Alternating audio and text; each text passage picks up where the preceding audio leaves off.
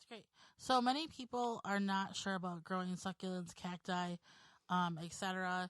And maybe they've had maybe somebody gifted them one of these plants, and they either kept it alive by some miracle, or it's on or life support. or it's on life support. What are some good varieties and some tips for growing these types of plants if you're a newbie?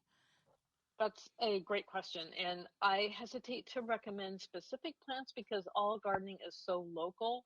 So I really think the best way for people to get started is to walk around your neighborhood, go to areas that you know there are avid gardeners and see what they're growing in their gardens. Ask them questions.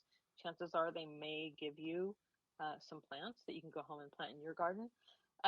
Or if you're growing them as a houseplant person, which is very on trend right now, mail order is fabulous for finding a specific plant that you're renting for, but maybe not the best for learning about that plant. So again, I think that it's really important that you go to your local nursery and you soak up the knowledge that is available there. But I will say the prickly pear, opuntia, my parents call them monkey ears. Those plants are native to all but three of our continental United States. So they are a great one to get started with. And they come in all sizes, from little tiny windowsill size cactus to pads that are bigger than my head, and they grow to car size patches. So the opuntia or prickly pear is a great one to start with. Now, you brought up the going to your garden center. We've all gone to the big box stores. We see all kinds of cacti or succulents in very poor condition, but people buy them. Do you recommend just staying clear of that and, as you say, go to a garden center where there's experts, even though in some instances you may pay a tad more, but you're going to get the quality with that too? Definitely, I recommend that, but I say that and I'm hugely contradicting what I do myself, because you're there buying something else and you have to walk through the garden center, through the garden department. It's just what we do, right? And there's that desire to rescue a plant that isn't looking good. So I've done that.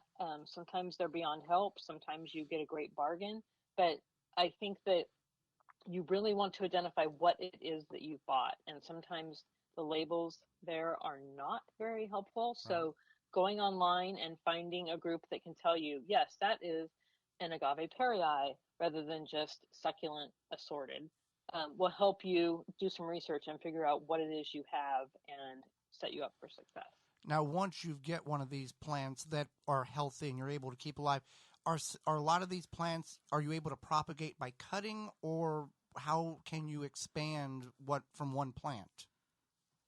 Many of them, like agaves, some aloes, send out pups, which are baby plants around the mother plant that you planted. So those are really easy to dig up or unpot and pull away and repot, and you have another plant, or you can give it to a friend.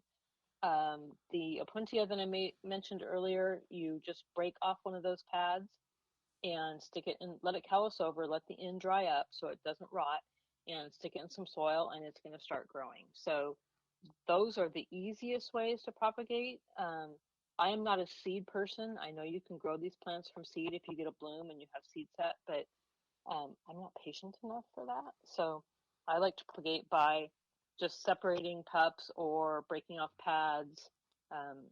Many of the softer aloes, like the echeveria, you can take a leaf and stick it. Did I say aloes? Softer succulents like echeveria. You can just lay it on the soil and it will grow a new plant, send out roots, and it's pretty amazing. And I'm assuming that from seed, we're talking years, not weeks or months. Exactly. And I just don't have that kind of patience. I'm in awe of the people who do, but that's not me. For more information, please visit thewisconsinvegetablegardener.com.